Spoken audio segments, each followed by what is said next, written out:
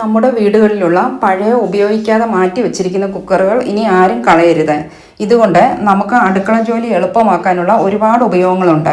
Video ഫുള്ളായും ഒന്ന് കണ്ടു നോക്കുക.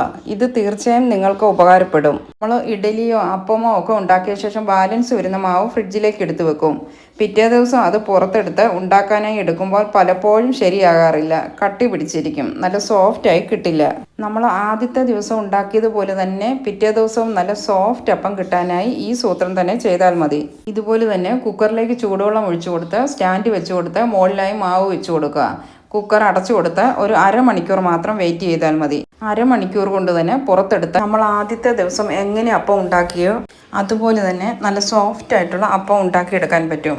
ഇതിൻ്റെ ഡീറ്റെയിൽ ആയിട്ടുള്ള വീഡിയോ അപ്ലോഡ് ചെയ്തിട്ടുണ്ട്. ലിങ്ക് ഡിസ്ക്രിപ്ഷനിൽ ഇട്ടേക്കാം. കാണാത്തവരുണ്ടെങ്കിൽ ഒന്ന് കണ്ടു നോക്കുക.